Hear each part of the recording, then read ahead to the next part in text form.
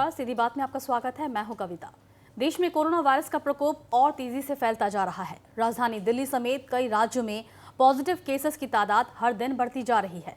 Corona की तीसरी लहर के कहर में देश भर में इस वक्त हाहाकार मचा हुआ है। तेजी से बढ़ते आंकड़ों और मौत के ग्राफ को देखते हुए इस महामारी पर काबू पाने के लिए गुजरात में जहां एक बार फिर से कर्फ्यू लगाना पड़ा, तो वहीं मध्य प्रदेश और राजस्थान जैसे राज्यों में भी सख्ती बढ़ गई है। इस बीच केंद्र सरकार भी एक्शन मोड में आ चुकी है। दिल्ली एम्स के डायरेक्टर रणदीप गुलेरिया ने इसके लिए टीमों का गठन किया है। ये टीमें अलग अलग राज्यों का दौरा करेंगी और वहां के हालातों पर अपनी रिपोर्ट बनाएंगी। केंद्र सरकार की ये टीमें हरियाणा, राजस्थान, गुजरात और मणिपुर का दौरा करेंगी। दुनिया की अगर हम बात करें तो फ्रांस, ब्रिटेन और अमेरिका कोरोना के सेकेंड वेव देख रहे हैं। कई देश दोबारा लॉकडाउन की ओर बढ़ रहे हैं। राष्ट्रीय राजधानी दिल्ली की हालत बेहद खराब है। वहां पिछले एक हफ्ते में कोविड-19 महामारी के कारण हर घंटे 3 से ज्यादा लोगों की जान जा रही है। ऐसे में सवाल ये है कि कोरोना की दूसरी लहर के बाद क्या इसका संक्रमण खत्म हो जाएगा या भारत समेत दुनिया भर के तमाम देशों को कोरोना की तीसरी लहर के लिए तैयार रहना चाहिए। आज सीधी बात में हम इस विषय पर चर्चा करेंगे, जिसके लिए हमारे साथ स्टूडियो में मौजूद हैं मेहमान डॉक्टर स्थापना शर्मा, डॉक्टर ब्रजेंद्र लहकर, स्काइप से हमारे साथ जुड़ रहे हैं नेहरू के प्रोफेसर प्रसन्नजीत विश्वास हमारे साथ जुड़ेंगे, असम सरकार के स्वास्थ्य सेवा के निदेशक डॉक्टर रथेंद्र भुइया। सबसे पहले आप सभी का हमारे शो में बहुत बहुत स्वागत है। स्थापना जी, अगर मैं आपसे शुरू करना चाहूँ, कोरोना नियंत्रण के लिए 4 राज्यों में केंद्र सरकार ने अपनी टीम भेजी है जो वहाँ की रिपोर्ट पर वहाँ के हालात पर अपनी रिपोर्ट बनाएगी। कई और राज्यों में इन टीमों को भेजने की तैयारी चल रही है। सवाल उठता है कि संक्रमण का ये दौर क्या वापस एक बार फिर भारत में लौटेगा? हाँ, तो हम जस्ट ऐसे टाइम में जब हमने सोचा था कि कोरोना ख़त्म हो गया है इंडिया में भी, असम में भी, तो इसी वक्त हम लोग को देखा जा रहा है कि कोरोना के पीक हम लोगों ने एक टाइम वी फेल्ट कि अगस्त या सितंबर में जब फर्स्ट पीक आया था, तो उसके बाद जब कम हो गया था तो हम लोगों ने सोचा था कि मे भी कोरोना अभी ख़त्म हो गया है। लेकिन अभी हमको दिखाई दे रहा है कि दिल्ली, स्पेशली हम लोग का नेशनल कैपिटल दिल्ली, उसके बाद हरियाणा भी बहुत ज़्यादा केसेस रिपोर्ट कर रहे हैं अभी, फॉलोड बाय केरला, कर्नाटका, ऐसे कुछ स्टेट्स हैं जो बहुत ज़्यादा केसेस रिपोर्ट्स कर रहे हैं, almost like 5000 cases per day. तो ये बहुत चिंतनीय बात है और इन आंकड़ों को देखकर अगर हम लोग सावधान नहीं हुए तो नॉर्थ ईस्ट में भी ये चांसेस हैं। तो डिपेंड्स ऑन हम लोग कैसे अभी टैकल करते हैं रिस्पॉन्सिबिलिटी। जी बिल्कुल, तो खतरा आपके अनुसार अभी भी बरकरार है। पूर्वोत्तर के लोगों को भी सतर्क होने की ज़रूरत है। डॉक्टर ब्रजेंद्र, पहले समझने की कोशिश करते हैं कि क्या ये दूसरी या फिर तीसरी लहर इतनी भयावह है, क्योंकि अगर हम आंकड़े देखें, दिल्ली के हर 1 घंटे में 3 लोगों की जान जा रही है। तो क्या ये दूसरी या फिर तीसरी लहर और ज़्यादा भयावह है पहले से भी? In fact, whatever name you give, this is first wave, second wave, third wave. Delhi में ऐसा हुआ है, उसको जैसे मार्च के बाद उसको उधर दिल्ली में केसेस बहुत ज़्यादा हुआ। सितंबर में उसका पीक एक आया जी। सो उसके लिए दिल्ली के लिए ये थर्ड वेव है, not for us. Maybe we are still in the first wave, probably अभी कम हो गया, फर्स्ट वेव ऑलमोस्ट ओवर। अब अगर गैप देखते हैं, फर्स्ट केस वुहान में हुआ था 17 नवंबर, उसके बाद इंडिया में आया first of March I think 2020। उसके बाद सारा देश में फैल गए। सो अभी दिल्ली कैपिटल है, जो अभी ट्रैवलिंग ऑल्सो इंक्रीज हो गया, air travel is opening up. So probably that's the second point है क्लाइमेटिक चेंजेस एंड पॉल्यूशन। जो जिस पॉल्यूशन एंड क्लाइमेटिक चेंज के टाइम में वायरल डिजीज़ का होना या स्प्रेड होने का खतरा बहुत ज़्यादा बढ़ जाते हैं, तो इसका चांस इसी टाइम में ज़्यादा आते हैं। Other corona virus, other influenza, this type of infections actually gets peaked in this climate and cold and clammy weather. In Assam also, northeast also, probably we are expecting a second wave if we don't follow up. So only thing is that whether a second peak, third peak is always serious, because in the first peak actually almost all the resources are exhausted. If you see in Italy, the number of doctors are less, number of staffs working in hospitals are less. That means they have got lot of beds, they have increased the bed capacity in this second wave or third wave, but they have less doctors or staff to work on that. So in Delhi में भी ऐसा ही हुआ. So Assam में भी ऐसा हुआ कि lot of doctors are COVID victims. Lot of doctors died, lot of nurses died, and they बहुत ऐसा है staff जो completely COVID में काम करने के लिए ready नहीं है वो लोग disease के वजह से. So second wave में face करने के लिए probably we are not prepared probably. So it is difficult to face the second phase. जी डॉक्टर ब्रजेन, आपने मौसम का जिक्र किया, हम मौसम पर बात ज़रूर करेंगे, लेकिन ना सिर्फ दिल्ली, राजस्थान, मध्य प्रदेश, जो बड़े बड़े महानगर हैं वहाँ भी आंकड़े बढ़ते जा रहे हैं. और अगर हम पहले की तुलना करें, पहले बड़े महानगरों में मामले ज़्यादा बड़े थे, जिसके बाद पूर्वोत्तर में कोरोना ने दस्तक दी थी. तो क्या पहले की पुनरावृत्ति हो सकती है? Definitely, the pattern will be same. Pattern will be same, क्योंकि अभी जो अब ट्रेवलिंग हिस्ट्री भी देखिए, अभी जो विंटर में क्लाइमेटिक सेंस के लिए जो दूसरा वायरस, क्योंकि due to heavy climate actually the virus stage down, so the effect. और सेकेंड पॉइंट, अभी जैसे हमारे इधर देख रहे हैं people they are taking extremely lightly, वो सब लोग सोच रहे हैं कि ये खत्म हो गया. सो अभी जो केसेस आएंगे प्रोबेबली दोज केसेस में भी still be more serious. And अभी जो देखते हैं simple fever cases, they don't come to hospital most of the time. Exactly. The severe cases coming to hospital, and those cases are admitted in ICU. So if you see in our hospital also, number of cases admitted in ICUs are much higher than the general patient admitted in the general ward. So इसलिए the second wave we may see a lot more serious cases than the previous one. Exactly. Doctor स्थापना, जब शुरुआत में दिल्ली में मामले आए थे तब लगा था कि पूर्वोत्तर में केसेस नहीं आएंगे, लेकिन आंकड़े हमारे सामने हैं, 2 लाख से ज़्यादा मामले सामने आ चुके हैं अकेले असम में. जी, फर्स्ट थिंग इज़ हम फिर से बताना चाहेंगे कि corona virus is a novel virus. हम लोग सीख रहे हैं, तो आज तक तो हम लोगों ने पैंडेमिक लाइफ में फेस नहीं किया इन आवर लाइफ टाइम. तो जो भी सीखते हैं हम, स्पेनिश फ्लू जो 1918 का जो एक पैंडेमिक हुआ था, लास्ट पैंडेमिक जो स्पेनिश फ्लू, उसको अगर देखा जाए तो हम लोगों ने देखा था कि सेकेंड वेव में जिसमें मैक्सिमम डेथ या सीरियसनेस हुआ था केसेस का, that was towards the winter. तो ये होता है विंटर्स में कॉम्प्लिकेशंस, फ्लू लाइक कॉम्प्लिकेशंस ज़्यादा होता है. और जैसे डॉक्टर ब्रजेन ने बोला कि विंटर्स में दैट इज़ वन रीज़न. और हम लोगों के बीच में भी, हम लोग के पॉपुलेशन के बीच में भी कैराडैम एटीट्यूड आ गया है. बिकॉज वी सी, अगर बाहर जाए तो मैक्सिमम लोग मास्क नहीं पहनते आजकल. सैनिटाइज़र कुछ हद तक यूज़ करते हैं, they think that only sanitiser use करने से होगा, प्रॉपरली मास्क नहीं पहन रहे हैं. इवन नाउ इतने दिन लॉकडाउन, इतने दिन घर में रहने के बाद हम लोग बाहर निकल रहे हैं, we are going to restaurants, close spaces में ज़्यादा जा रहे हैं. And that is second reason. And third is जैसे कि I would agree with him that हम लोग only complications होने पर ही हम डॉक्टर्स के पास आ रहे हैं. Our testing has decreased, so that is also one very big reason for which हम लोग को शायद actual cases नहीं पता चल रहा है. लेकिन आज के आंकड़े अगर देखा जाए तो Assam is going very low. हम लोग अगर वी कंटिन्यू लाइक दिस, और another reason is festive season आ गया है. From October onwards, from October November, जैसे कि दुर्गा पूजा हो गया, तो कुछ हद तक लैक्सिटी आ गया हम लोग के बीच में. फिर उस दिन दिवाली आ गया था, फिर छठ पूजा आ गया. सो हम लोग के बीच में क्राउड्स ज़्यादा होने लगा है. तो if we do not follow the norms, तो there are very much chances that towards the end of December, अगर ट्रेंड्स देखा जाए जो हम लोग देख रहे हैं. और वन इम्पॉर्टेंट थिंग, हम लोग के इंडिया में पीक डिफरेंट स्टेट्स में डिफरेंट टाइम्स में हुआ था. सो दिल्ली में जब पीक हुआ था तो हम लोग के यहाँ पे बहुत कम केसेस था. तो अगर वो ट्रेंड्स अगर शुरुआत जब दिल्ली में हुए उसके बाद ही आंकड़े पूर्वोत्तर में धड़ाधड़ बढ़ते गए. तो अभी दिल्ली में सेकेंड थर्ड वेव हो गया है.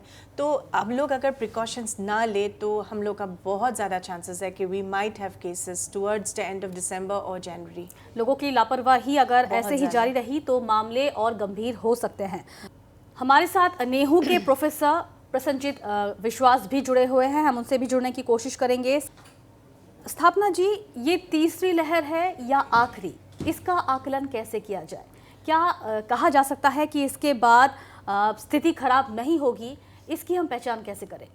ये तो बहुत मुश्किल है। फर्स्ट थिंग इज़ कितना दिन चलेगा, जी। क्योंकि हम लोगों को ये भी नहीं लगा था कि तीसरी लहर आएगा। वी थॉट दैट हम लोग का रैप अप कर चुके हैं, लेकिन तीसरी लहर आ गया तो हो सकता है, क्योंकि कोरोना वायरस जब तक हर्ड इम्यूनिटी हम लोग नहीं आते हैं तो अभी तक एक्चुअल कितने number of cases has been infected हमको नहीं पता, मैंने प्रॉपर स्टैटिस्टिक्स नहीं है। जो हॉस्पिटलाइज हुए है उतना ही, there were many unreported cases. तो हम हर्ड इम्यूनिटी कैसे आता है? दो तरह से, एक तो आपका नेचुरल इन्फेक्शन हो या next to vaccines. So vaccine जब तक नहीं निकलता, हम लोग को कितना percentage of people have been affected ये नहीं, एक्चुअल स्टैटिस्टिक्स हमें नहीं पता।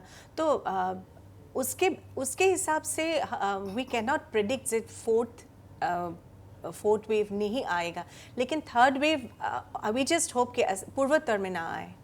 डॉक्टर ब्रजेन, हमने खराब स्थिति पार कर ली है या खराब स्थिति अभी आनी बाकी है, इसका अंदाजा हम कैसे लगा सकते हैं? अगर पीपल लापरवाह है, केयरलेस एटीट्यूड है, वो सब जैसे घूम रहे हैं ऐसे घूम रहे हैं, without mask, without taking precautions about infection, then इसका भी ज़्यादा खराब दिन आएंगे, ये श्योर। बिकॉज एंड एक बात है, कोई इन्फेक्टेड पेशेंट को सेकेंड स्टेज जो इन्फेक्शन होगा उसके साथ फाइट करने के लिए उसका कैपेबिलिटी बहुत कम हो जाता है इनिशियली। सपोज द री infection rate is less with in 3 months time, but what happens after 3 months time? Someone is infected and then within 3 months time reinfection rate is less, but there are reports where reinfection is there. So after 3 months he may still have second so even vaccine का efficacy वही challenging है। So after 1 year what will happen? तो अगर vaccine माना जाए कि सबको select patient सबको वैक्सीन दे दिया, then those community will be protected for how many months or years? Whether that, because influenza vaccine every year will have to repeat because the efficacy is wanes off and उसका strain दूसरा strain आता रहता है। अभी जो ये probably this is doctored virus, I don't know, I cannot comment on that, virology will tell that. This is probably very unusual virus where गर्म का मैक्सिमम विंटर एक्सट्रीम क्लाइमेट में भी वो सर्वाइव कर रहा है, उसका killing capacity is extremely high and fatality rate is also high. All over pandemic, you go to most cold country or even deserts also they are having that. So it's probably doctor. The strain may change. There are reports where initial infection with one strain and second infection with a different strain. So what will happen to those cases in vaccine? So precaution is number one. Precaution, you'll have to take precaution. जो social distancing है, सो mask use करने के लिए, hand washing, जितने भी guidelines जारी किए गए हैं, जितने भी निर्देश जारी किए गए हैं, वैक्सीनेशन इज नंबर 2, उनका अनुपालन जरूरी है। डॉक्टर स्थापना, कई राज्यों ने इस वक्त अलर्ट जारी करके रखा हुआ है, लेकिन अगर असम की बात करें, हमारे यहाँ दिसंबर में BTR चुनाव होने हैं, तो उससे निपटने के लिए हमारा एक्शन प्लान कैसा होना चाहिए? अगर असम को हम दूसरे राज्यों के साथ कंपेयर करें तो आज हम लोग का रिकवरी रेट बहुत अच्छा है।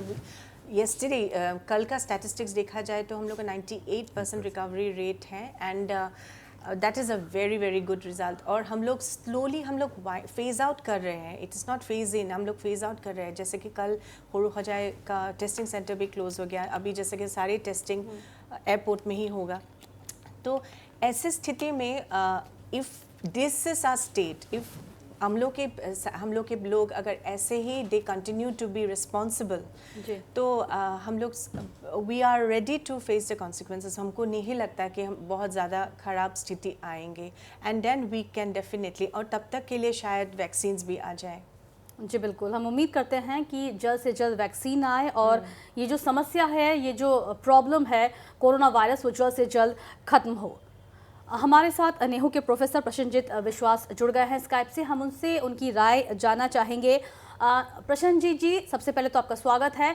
जिस तरह से मामले बढ़ रहे हैं देश के दूसरे राज्यों में, क्या पूर्वोत्तर को भी कोरोना वायरस से अगले कुछ दिनों में खतरा है? क्या इसकी संभावना से इनकार किया जा सकता है? प्रशनजीत, इनकार तो कहीं कर नहीं जा सकता है, लेकिन पूर्वोत्तर में खतरा इतना गहरा लेवल पे नहीं है इस समय।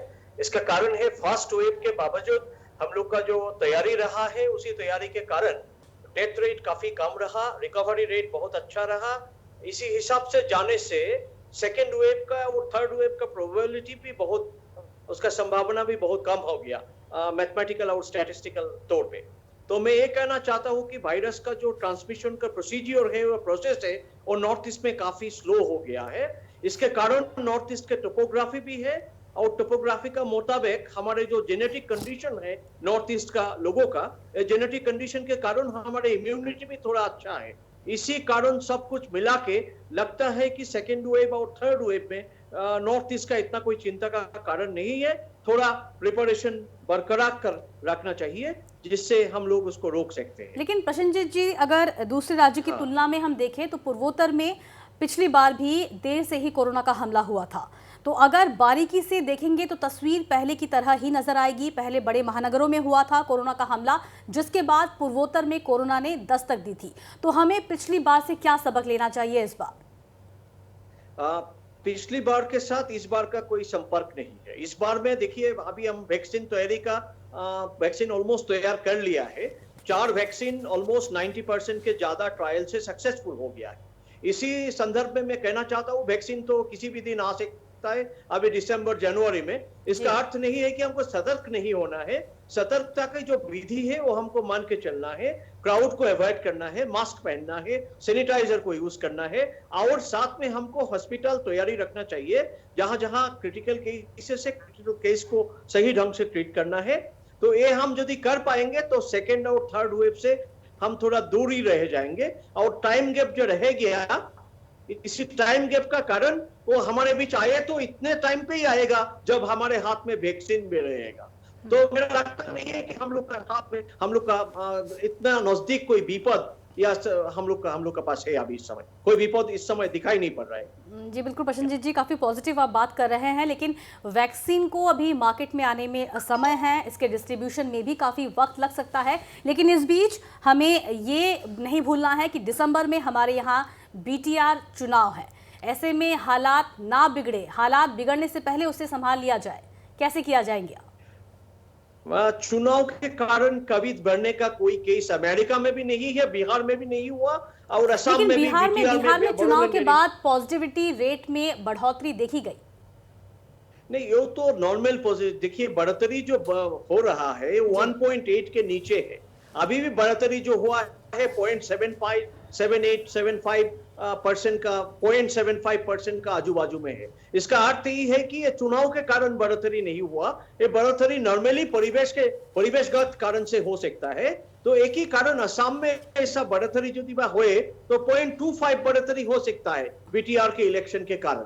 तो इसके कारण हमारे इतना शंकित होने का कोई जरूरत नहीं है। मैं सोचता हूं कि मैथमेटिकल स्टैटिस्टिकल तौर पे क्या प्रेडिक्शन हो सकता है, उसी वास्तविकता को स्वीकार करते हुए, प्रोजेक्ट करते हुए हमको तैयार रहना चाहिए। यही सबसे बड़ी काम है। और वैक्सीन अभी आने वाला है। By December vaccine is almost ready. अभी डिस्ट्रीब्यूशन करने का रास्ता हमको खोलना है, और उसके लिए हमको दिमाग को काम में लगाना है, ताकि हम वैक्सीन को जल्दी से जल्द डिस्ट्रीब्यूट कर पाए और लोगों को वैक्सीन दे पाए, ताकि हम सेकेंड थर्ड वेव से नॉर्थ ईस्ट में बच सकते हैं। इसी के कारण नॉर्थ ईस्ट का सरकार, राजनीतियों और सभी को एक साथ मिलके, समाज का जो कार्यकर्ता है सबको मिलके एक साथ प्रबंध निकालना है, ताकि वैक्सीन जल्द से जल्द नॉर्थ ईस्ट में पहुंच जाए। प्रसन्नजीत जी, मणिपुर में मामले नहीं रुक रहे। अगर अमूमन पूरे पूर्वोत्तर को हम देखें तो पूरे पूर्वोत्तर के विभिन्न राज्यों में कहीं ना कहीं कोरोना का ग्राफ जो है वो नीचे जा रहा है, लेकिन मणिपुर में स्थिति एक ही है, जिसके लिए केंद्र सरकार ने टीम को भी मणिपुर रवाना किया है। क्या वजह मानते हैं आप इसके पीछे? मणिपुर में जो हो रहा है, मणिपुर वैली में हो रहा है, मणिपुर का हिल्स में हो नहीं रहा है। तो पूरे मणिपुर इसके लिए संकित नहीं है। मणिपुर का वैली में विशेष कोई प्रबंध हमको निकालना पड़ेगा, ताकि लोगों में संक्रमण ना बढ़े। लोगों के संक्रमित ना होने के लिए हमको थोड़ा सतर्कता का प्रबंध करना पड़ेगा। लेकिन इसके लिए ज्यादा कोई संकित होने का कोई कारण नहीं। टीम को आना चाहिए, सेरोलॉजिकल स्टडी करना चाहिए, इस समय कितने लेवल पे हमारा इम्यूनिटी ग्रो किया है कि नहीं किया है, उसके ऊपर हमारे पूरा साइंटिफिक इंफॉर्मेशन रहना चाहिए। उसी इंफॉर्मेशन के तहत हमको मेडिसिनल मीन्स आगे लेना है, और वैक्सीन जल्दी मणिपुर में पहुंचाने का प्रबंध कर देना चाहिए। जी बिल्कुल प्रशंजीत, आप हमसे बने रहिए, हम आपसे आगे भी जुड़ते रहेंगे। डॉक्टर ब्रजेन, आप एक डॉक्टर होने के नाते असम सरकार ने जिस तरह की व्यवस्था की कोरोना से निपटने के लिए, उस पूरी व्यवस्था पर आपकी क्या राय होगी? क्या आप पूरे सिस्टम से, पूरी व्यवस्था से संतुष्ट नजर आए? नहीं, it was exceptional. In fact initially जैसे टेस्टिंग के हिसाब से या इनिशियली जो पॉजिटिव केसेस आइसोलेट किया गया था, एंड सबसे बड़ा इम्पोर्टेंट है, सबसे इम्पोर्टेंट बात है, everything was free. So patient was kept, all the people were kept in COVID care centers. So it was a huge task and involvement of huge machinery. So the government was successful in containing that. So probably ये नहीं होने से इससे बहुत ज़्यादा number से probably death होता. So probably ये सब steps नहीं लेने से. So that was good. Only thing is we are learning. In fact, you cannot just go back and say that this was done wrongly. If we have a chance from a next wave, probably I'll say that it should be more selective. Instead of putting all 80% asymptomatic patient in a COVID care, we should concentrate on those patient, 20% patients where they will be symptomatic. Out of those 20% patients, probably 5 or 6% will become critically ill, and they should be kept in a hospital and ICU. It's not that कैसा हुआ, asymptomatic patient, mild symptomatic patient अगर hospital bed cover हो जाता है, तो आपको serious patient जब आएंगे उसके लिए बेड नहीं मिलेंगे, और ऐसे हुआ था. So we can improve upon that. Probably in the next phase, if we have a policy on that, okay, we'll admit those cases where symptomatic, and out of those probably few people will go to ICU. So those triaging, we call it triaging in medical time. If the number of cases are huge, we'll select who are the cases will get admitted. It's not that everyone positive will come and I need a cabin, I'll get admitted. So वही probably लेना है. अगर numbers ज़्यादा हो, अगर नहीं हुआ तो वैक्सीन आएगा तो that is better. डॉक्टर स्थापना, जिस तरह की व्यवस्था असम सरकार ने की, काबिल तारीफ थी? बहुत ज़्यादा काबिल तारीफ है, बिकॉज मैंने लास्ट टाइम भी आपको बोला था कि मार्च में this is a pandemic first time हम लोग फेस कर रहे हैं, none of us we experienced. और जब बड़ा कंस्ट्रक्शंस हो रहा था तो हम लोग को आइडिया भी नहीं था इतना बड़ा क्यों हो रहा है. And then by June, July, August there were no places.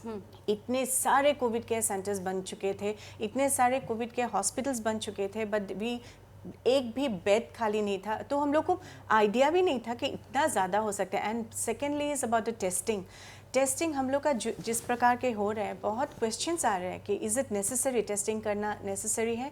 तो मेरे हिसाब से वाई नॉट. क्या अभी भी टेस्टिंग जारी है? जो सेंटर्स थे स्कूल्स में बनाए गए थे, क्या वो अभी भी चल रहा है? हाँ, तो अभी कम हो गया है वो, टेस्टिंग जारी है, लेकिन हम जैसे कि दिन बढ़ते दिनों में केसेस कम हो रहा था, बट मैन फोर्स हम लोग इतने ही यूज़ कर रहे थे. तो अभी we had 90 Covid care centres with including additional Covid care centres, counselling centres.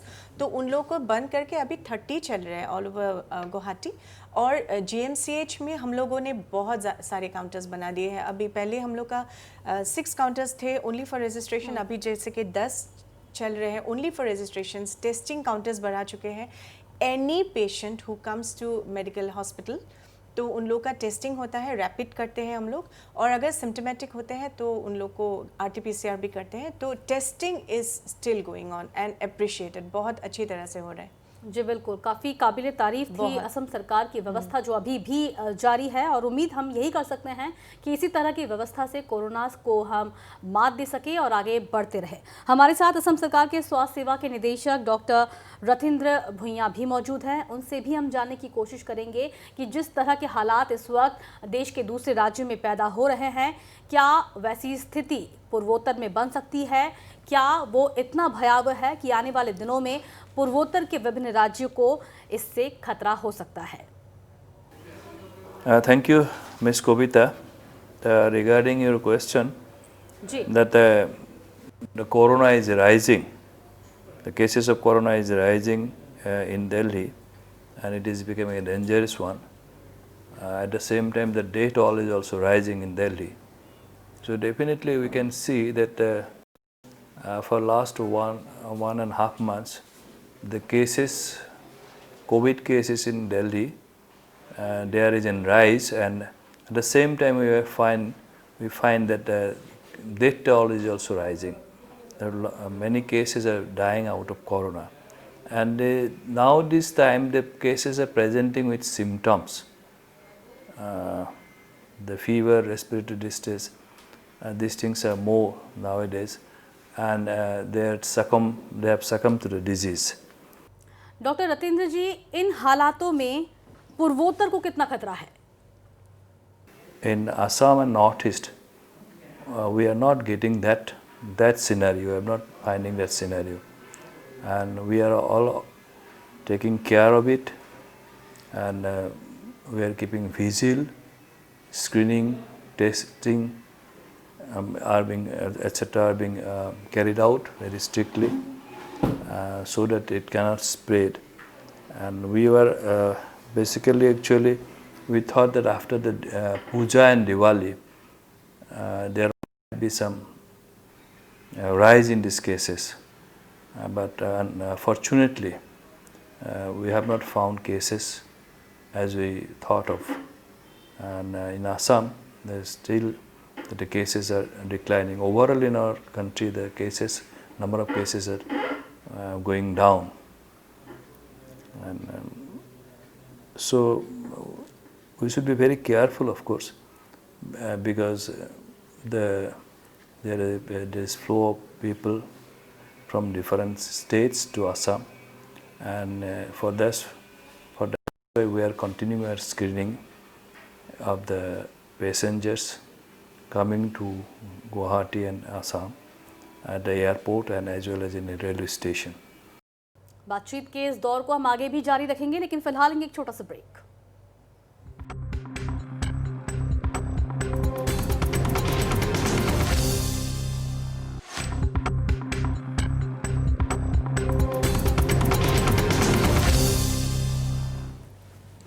Break के बाद आपका फिर से स्वागत है। कोरोना से जंग में अब सबकी नजरें वैक्सीन पर टिकी हुई है। पूरी दुनिया में वैक्सीन पर जबरदस्त शोध और परीक्षण हो रहे हैं।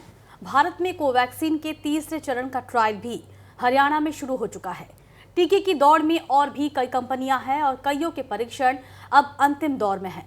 इधर देश के स्वास्थ्य मंत्री डॉक्टर हर्षवर्धन का दावा है कि कोरोना के खिलाफ जनवरी तक भारत की अपनी वैक्सीन होगी, यानी सिर्फ 1.5 महीने बाद भारत कोरोना वैक्सीन के मामले में आत्मनिर्भर हो जाएगा। हम जुड़ेंगे नेहरू के प्रोफेसर प्रशंजित विश्वास के साथ। प्रशंजित जी, दवा कंपनियों ने टीका बनाने की चुनौती को कुछ हद तक पार तो कर ली है, लेकिन अब जो बड़ी चुनौती है वो है स्टोरेज और डिस्ट्रीब्यूशन को लेकर। हाँ, तो स्टोरेज और डिस्ट्रीब्यूशन का नेटवर्क, जैसे हम लोग कोविड का पहले चरण में हॉस्पिटल बेड तैयार किए थे, वैसे ही डिस्ट्रीब्यूशन नेटवर्क हम लोग को तैयार कर लेना चाहिए। कहाँ स्टोरेज होगा, वेयर हाउस कहाँ होगा, कितना कूलिंग का जरूरत है, उसके लिए क्या इलेक्ट्रिसिटी का प्रबंध करना है और कैसे उसको डिस्ट्रीब्यूट करना है, जिले का तौर पे या महकुमा के तौर पे या गांव के तौर पे, ये सब पूरी नेटवर्क को हमको एक साथ तैयार कर लेना चाहिए, डिस्ट्रीब्यूशन का नेटवर्क, ताकि कोवैक्सीन जब रेडी हो गया, स्पुतनिक रशिया का वो भी रेडी हो गया। ये दोनों के लिए 8 डिग्री टेम्परेचर तक चाहिए, 8 डिग्री पॉजिटिव से लेके -5 डिग्री तक टेम्परेचर मैनेजमेंट करने का कोल्ड स्टोरेज हमको तैयार करना है। और कोल्ड स्टोरेज का टेक्नोलॉजी में हम आत्मनिर्भर हो चुके हैं। So cold storage have to be erected just now so that vaccine को हम स्टोर कर सकते हैं, और जितना अच्छा हमारा स्टोरेज होगा उतना ही अच्छा हमारा डिस्ट्रीब्यूशन हो सकता है।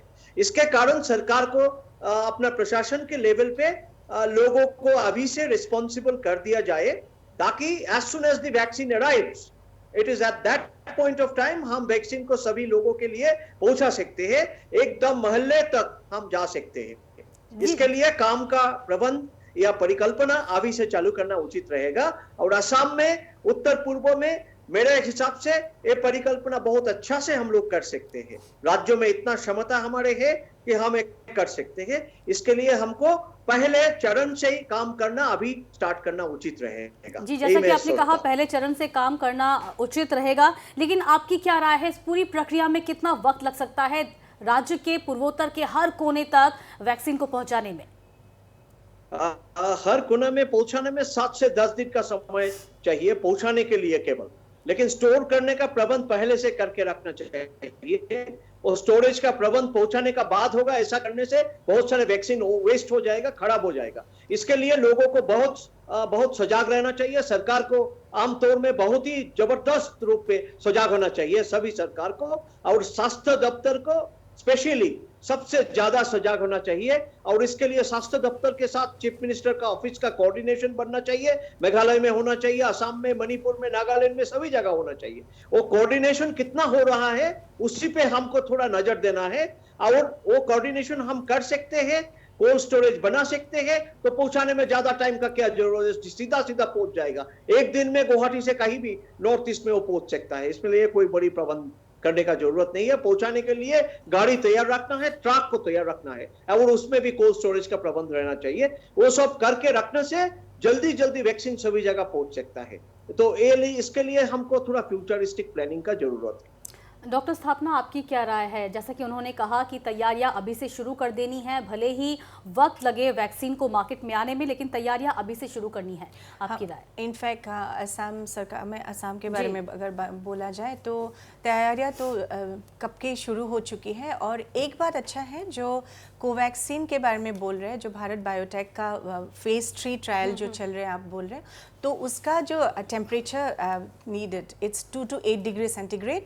और हम लोगों का जो यूनिवर्सल इम्यूनाइजेशन प्रोग्राम है, सो बहुत एक्सटेंसिव इम्यूनाइजेशन प्रोग्राम है, जो बच्चों को हम टीकाकरण करते हैं, तो वो भी 2 to 8 डिग्री के हिसाब में ही रखते हैं। तो हम लोगों के पास we have that infrastructure, and हम लोग के पास वो जैसे कि सर ने बताया, सारे जो वॉट एवर इज नीडेड हम लोग के पास है।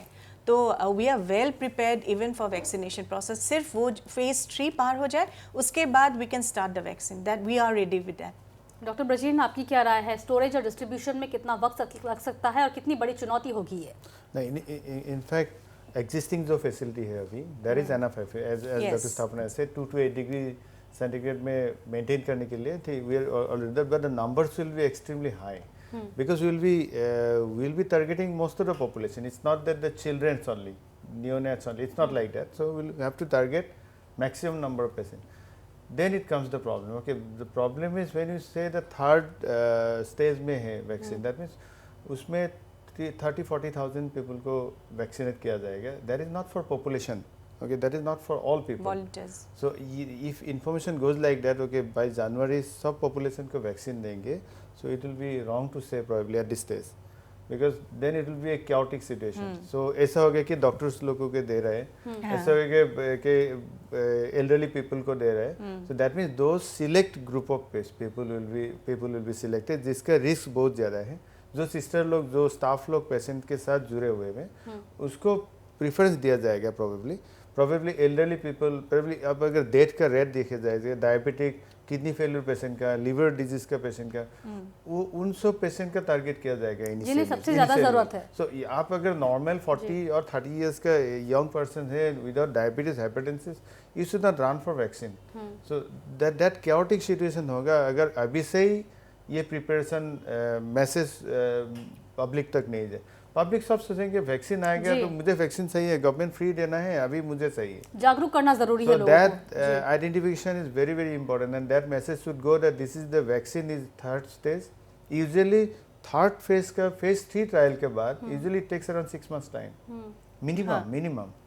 So that way also for public it will be not less than probably June. Yes. So you can expedite, and even then you can select those select group of people. So that's a message from higher authorities should go that all publics will not get the vaccine by January. जी बिल्कुल। तो किन लोगों को vaccine की ज़रूरत है, इसके लिए जागरूक करना सरकार की तरफ से, सरकार की जिम्मेदारी होगी कि सरकार लोगों तक ये संदेश पहुंचाए कि जिस व्यक्ति को इसकी ज़्यादा ज़रूरत है उसे ही ये प्रदान किया जाए। हमारे साथ असम सरकार के स्वास्थ्य सेवा के निदेशक डॉक्टर रथींद्र भुइयां भी मौजूद हैं। उनसे भी हम जानना चाहेंगे। केंद्रीय स्वास्थ्य मंत्री कह रहे हैं कि जनवरी के महीने तक भारत में अपना खुद का वैक्सीन होगा, तो डिस्ट्रीब्यूशन और स्टोरेज को लेकर असम सरकार की तैयारी कैसी है? आपके पास क्या कुछ है जानकारी? As you asked regarding the vaccination, so we are prepared to receive the vaccines because we are already we are doing this adult JE vaccinations throughout the states.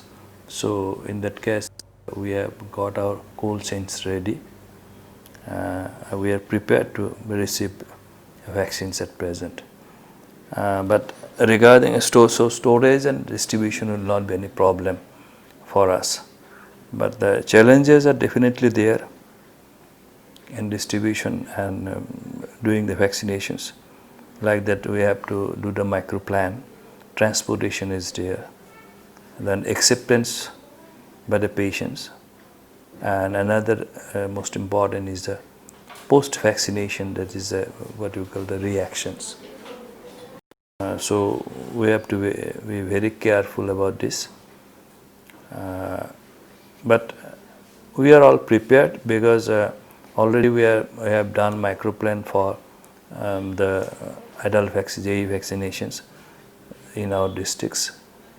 Already we are preparing for adult vaccination is in 5 new districts of our states, and we are doing adult vaccination in some Lower Assam districts, that is Kokrajhar, Gwalpara, and it is South Mara.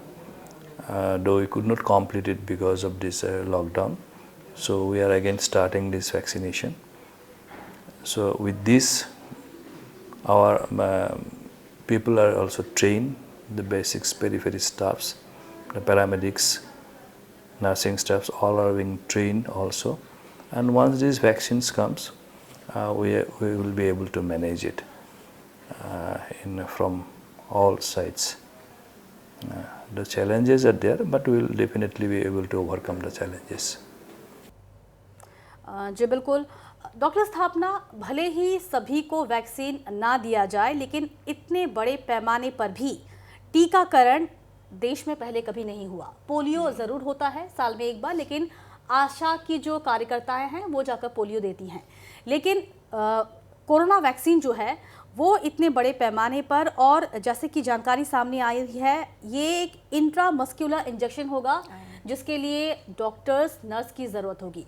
तो man power की कितनी ज़रूरत होगी vaccine को प्रदान करने में भी? तो उसके लिए एक बहुत बड़ा फोर्स लगेगा, क्योंकि जो हम लोग का यूनिवर्सल इम्यूनाइजेशन प्रोग्राम चलता है तो वो बेसिकली लेस देन 5 इयर्स को टारगेट करते हैं, और 10 इयर्स एंड 16 इयर्स उसके लिए टीटी।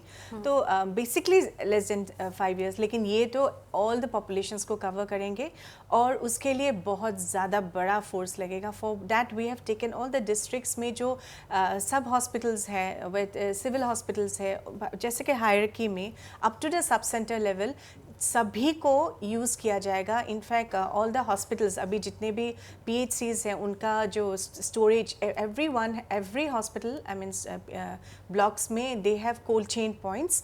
तो ये सारे कोल्ड चेन पॉइंट्स को अभी ऑलरेडी शुरू किया गया है, तैयार किया गया है to keep huge amount of vaccines. तो ये सब रख के उन लोग के एवरी हॉस्पिटल में जो मैन पावर्स है सबको स्लोली ट्रेन किया जाएगा कैसे IM इंजेक्शन देना कंपैरेटिवली आसान है, तो उन लोग को आते हैं। तो ये देख के they are preparing. In fact Assam government बहुत अच्छा कर रहा है, ये लोग ऑलरेडी शुरू कर दिया है ये सब। तो manpower we do have. हाँ, एक जन को शायद ज़्यादा काम करना पड़ेगा, बट ऑलरेडी कोविड में वो लोग इतने काम कर चुके हैं, तो everyone is now prepared to do any amount of work. तो प्रसेनजीत जी, कहीं ना कहीं डॉक्टर और नर्सों की भूमिका एक बार फिर बढ़ने वाली है, बहुत बड़ी जिम्मेदारी आने वाली है इनके कंधों में, मैन पावर की बहुत बड़ी ज़रूरत पड़ने वाली है आने वाले दिनों में। प्रसेनजीत जी, मोबिलाइज करना है, और आशा वर्कर जो है इनके मंथली जो पेमेंट है, वेजेस है, ये सब सही ढंग से पेमेंट करना है। जैसे कि पैरामेडिकल स्टाफ है, उनको भी मोबिलाइज करना है, उसका पेमेंट भी रेगुलर करना है। तो ये सब जो एडमिनिस्ट्रेटिव काम है, जितने अच्छा एडमिनिस्ट्रेटिव काम होगा, जितने अच्छा फंडिंग होगा, बजटिंग होगा, डिस्ट्रीब्यूशन ऑफ वेजेस होगा, उतने ही अच्छा काम बनेगा, उतने ही अच्छा रिजल्ट होगा। अभी तो क्या चलते रहा, एमरजेंसी है वो लोगों को काम में लगा दिया गया, और इसमें देखा है तो बहुत काम में लोग सफल भी रहे। लेकिन वैक्सीन देने का समय असफलता का कोई प्रोविजन रहना नहीं चाहिए, असफलता के रास्ता पूरा बंद करना चाहिए। इसके कारण जो मनी, मैन, मटेरियल मोबिलाइज करना है, उसके लिए सही ढंग से प्रणालीबद्ध तौर पे एक प्लानिंग हमको रचना करना है। और असम राज्य में बोलिए, मेघालय, नागालैंड, अरुणाचल, पूरा सभी जगह एक प्रणालीबद्ध रूप में एक परिकल्पना हम लोग को तय करना है। इसके लिए जो रचना करना है, जो सोचना है, जो लिखना पढ़ना है, सब अभी से चालू करना है। जी बिल्कुल, जी बिल्कुल प्रशांत जी, अब वक्त आ गया है कि हम पूरी प्लानिंग बनानी, जी वक्त आ गया कि हम पूरी प्लानिंग बनानी शुरू कर दें, क्योंकि आने वाले दिनों में हमें इसकी ज़रूरत पड़ सकती है। डॉक्टर ब्रजेन, आपने मौसम का जिक्र किया था, शादी का सीज़न चल रहा है, त्योहारों का सीज़न अभी फ़िलहाल बीता ही है, इस बीच सर्दी कहीं हालत को और बिगाड़ न दे। सर्दी मीन्स अभी विंटर क्लाइमेट में क्या होता है, जो हेवी क्लाइमेट, जो ड्यूज होता है, वायरस, अभी अगर हम स्नीज करते हैं तो जो ड्रॉपलेट निकलते हैं और जो वायरस अभी स्प्रेड, अभी अगर स्नीज किया तो अभी जो ड्रॉपलेट निकलेगा, हेवी क्लाइमेट में वो ग्राउंड में ज़्यादा टाइम रहेंगे, सो ग्राउंड में।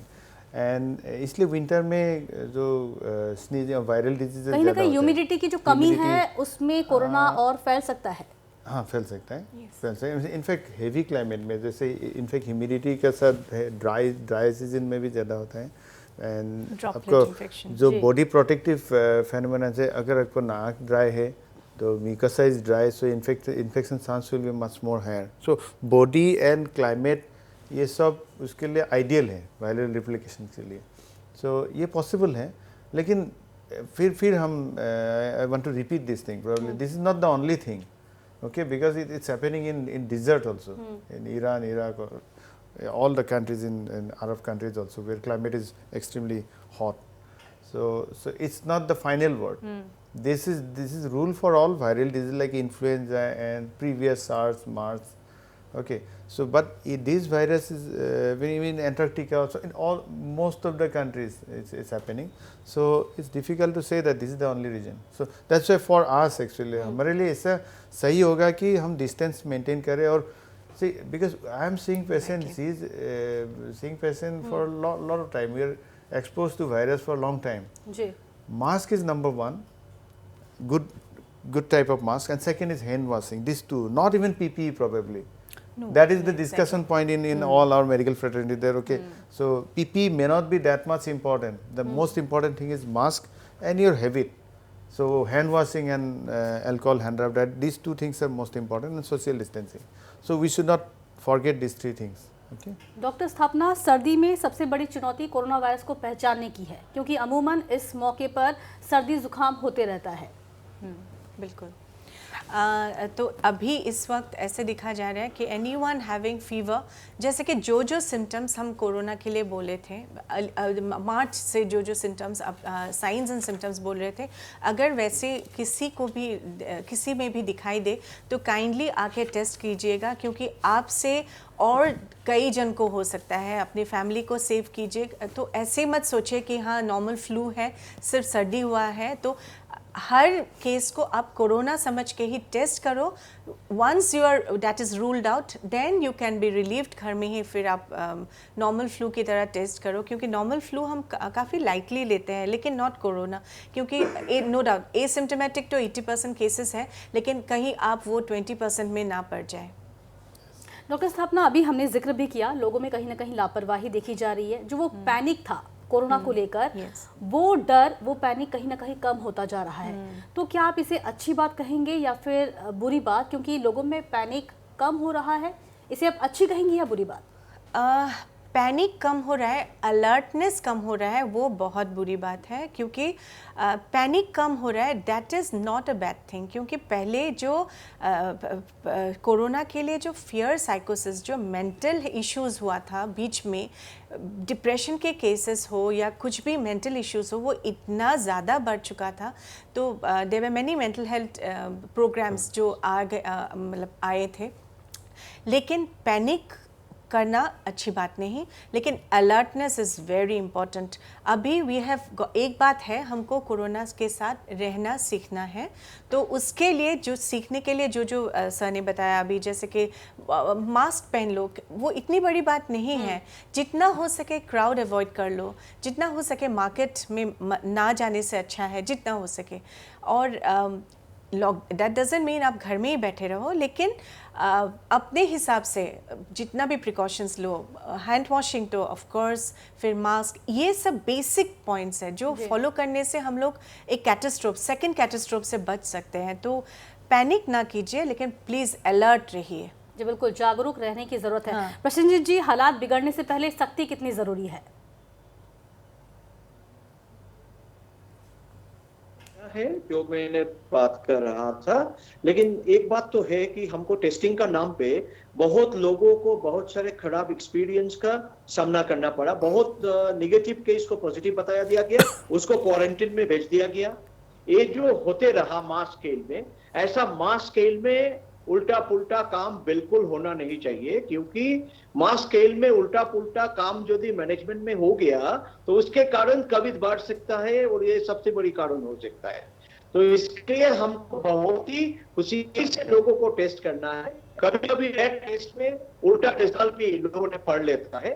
रेड टेस्ट जिन लोग पढ़ सकता है, ऐसा लोगों को ट्रेनिंग करना है जो रेड टेस्ट को अच्छा से समझ सकता है, रैपिड टेस्ट को, और उसके बाद जो फाइनली जाके पूरा लंबा टेस्ट होता है उसको भी अच्छा से जो पढ़ सकता है। ऐसा क्लिनिशियन हमको रेडी करना चाहिए एक लेवल पे सेकेंड थर्ड वेव के लिए। और जब वैक्सीन का बात आ गया, अभी स्पुतनिक और कोवैक्सीन एकदम एडवांस स्टेज पे है, अभी इसको निकालने का समय आ गया। अगला 7 दिन में हम लोग तैयार कर सकते हैं वैक्सीन, ऐसा परिस्थिति है। तो ये परिस्थिति यदि इतना नजदीक में आ गया, तब हमको बहुत ही जल्दी, बहुत ही अनुभवी तौर पे काम करना चालू करना है। ये काम करने में यदि हम विलंब कर दिया इस समय दूसरा किसी चीज को सोच के, तो ये हमारे लिए विपद बढ़ा सकता है। तो हमको अलर्ट रहना है, मतलब collectively we have to be extremely ready, we have to be at a point where we are extremely alert to really accept the vaccine and to implement vaccination on the ground level। तो ये जो हमारे pledge होना चाहिए, ये जो हमारे संकल्प होना चाहिए, इसके लिए कटिबद्ध होके हमको एक साथ काम करना बहुत ही उचित रहेगा इस समय। कहीं ना कहीं प्रशासन की जिम्मेदारी भी यहाँ अहम हो जाती है, ऐसा माहौल बनाने के लिए ताकि लोग निश्चिंत होकर बाहर निकल सके, टेस्टिंग करवा सके, ऐसा माहौल बनाया जाए प्रशासन की तरफ से। डॉक्टर ब्रजेन, आपकी आखिरी शब्द क्या होंगे, क्या संदेश रहेगा आपका लोगों के प्रति? ये कोरोना कोविड-19 ने हमको बहुत कुछ सिखाया, how to prevent infection. This has become a for doctors it's a learning curve for us, for people it's important to how to prevent an infection, that is important. I think ये हमारा lifestyle में रहना है next. And ऐसा नहीं कि vaccine आने के टाइम में, सेकेंड मेरा मैसेज है, वैक्सीन आने के टाइम में आप लोग ऐसा नहीं होना है कि ये कोई मुझे पहले चाहिए वैक्सीन, ऐसा नहीं होना है। ये तो कैओटिक सिचुएशन नहीं क्रिएट करना है, ये गवर्नमेंट डिसाइड करेंगे किस किस ग्रुप ऑफ पीपल को पहले देना है। So we should follow those things and panic, as doctor Sthapana has said rightly, panic is not good. आपको पैनिक नहीं होना है, और we are in the right curve. I think for north east probably we are in the right curve. Before having the second और third wave probably we will be having the vaccine. That is my hope in fact. Doctor Sthapana, आपका क्या संदेश रहेगा, क्या सलाह रहेगी लोगों के प्रति? हाँ, अब तक के लिए तो the government and the doctors बहुत अच्छे काम कर रहे हैं। तो आई वुड रिक्वेस्ट सारे लोगों को कि आप कीप द ट्रस्ट अलाइव, आप लोग विश्वास रखें सरकार पर, आप द गवर्नमेंट पर और आपके डॉक्टर्स पर, अपने जितने भी हेल्थ ऑफिशियल्स हैं। तो ऑब्वियसली वैक्सीन्स आएंगे, तो we all do not want people to have the infection. हम चाहते हैं कि सबको बचाया जा सकता है, no second wave comes to specially in the North East. और कीप द ट्रस्ट, पैनिक मत कीजिए, लेकिन जो आज तक के लिए जो गाइडलाइंस थे प्लीज़ फॉलो कीजिए। थोड़ी सी लापरवाही भी हम लोग के लिए बहुत बड़ी मुश्किल आ सकता है हम लोग के लिए। बिल्कुल, थोड़ी सी लापरवाही भी हमारे लिए बहुत बड़ी मुश्किल खड़ी कर सकती है। आप लोग का बहुत बहुत धन्यवाद हमसे जुड़ने के लिए और अपना बेशकीमती वक्त हमें देने के लिए। तो हालात अभी भी पूरी तरह से संभले नहीं हैं। एक वक्त था जब लोग कोरोना से बचाव के लिए सभी निर्देशों का पालन कर रहे थे, अपनी ओर से अतिरिक्त सावधानी बरत रहे थे। घर से बाहर निकलने पर इस बात का भी खौफ रहता था कि बाहर पुलिस भी मास्क चेक कर रही है, बिना मास्क के जाने पर हमें जुर्माना भी देना पड़ सकता है। चौक चौराहों पर इसके लिए जांच अभियान चलाए जा रहे थे, लेकिन समय के साथ सब कुछ बदलता चला गया। आम लोग भी अब बेखौफ है, प्रशासन भी इस मामले में अब कहीं न कहीं लाचार नजर आ रही है। बाजार में उमड़ रही भीड़ पर भी नियंत्रण नहीं, सरेआम शारीरिक दूरी की धज्जियां उड़ रही है। लोग मास्क पहनने से भी अब परहेज कर रहे हैं।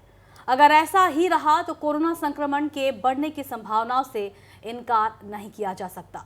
इन हालातों में सावधानी ही बचाव है और बचाव के लिए सरकारी दिशा निर्देशों का अनुपालन हर हाल में जरूरी है। इसी के साथ आज की सीधी बात में इतना ही। एक नए विषय को लेकर हम अगले हफ्ते एक बार फिर आपके सामने हाजिर होंगे। तब तक देश और दुनिया की तमाम खबरों के लिए देखते रहिए नॉर्थ ईस्ट लाइव। धन्यवाद।